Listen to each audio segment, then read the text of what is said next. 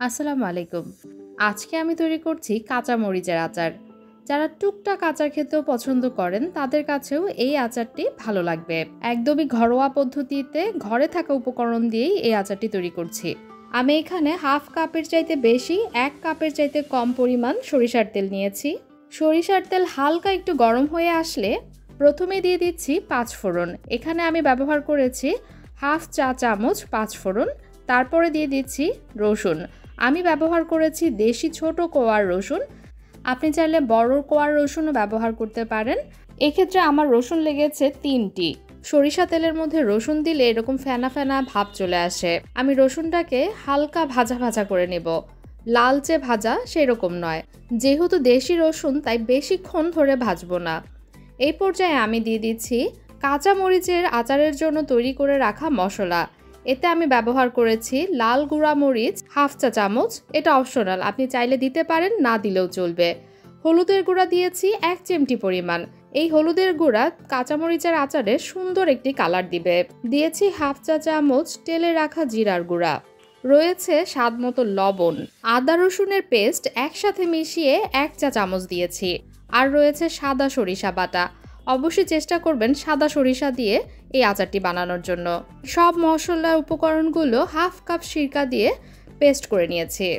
এই আচার তৈরিতে আমি ব্যবহার করছি 250 গ্রামের মতো কাঁচামরিচ।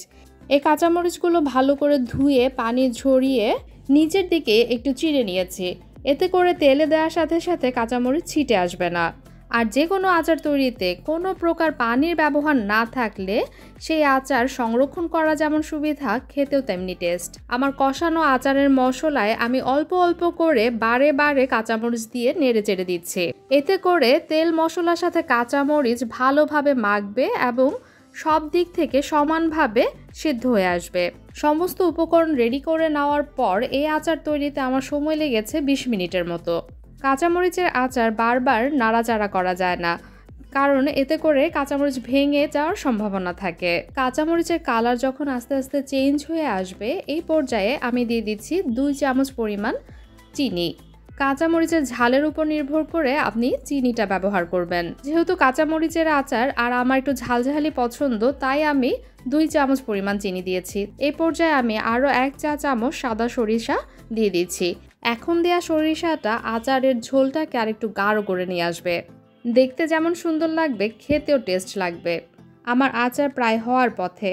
যেহেতু সিরকা দেওয়া তাই এটি নর্মাল টেম্পারেচারে প্রায় 6 মাস পর্যন্ত বাইরে রেখে খাওয়া যাবে। একটা সময় আমার মনে হতো আচার তৈরি করা পৃথিবীর সবচেয়ে কঠিন কাজগুলোর মধ্যে একটি। আর এখন আমার মনে হয় আচার তৈরি করা সবচেয়ে সহজ কাজগুলোর মধ্যে একটি। দেখতেই পাচ্ছেন খুব সুন্দর একটা টেক্সচার আসছে। এই পর্যায়ে আমি এটি নামিয়ে নেব। 7 থেকে 10 দিন রোদে দেওয়ার পরে এই আচারটা খেলে আসল টেস্টটা পাওয়া যায়। ভিডিওটি কেমন লাগলো অবশ্যই কমেন্টে জানাবেন। আল্লাহ হাফেজ।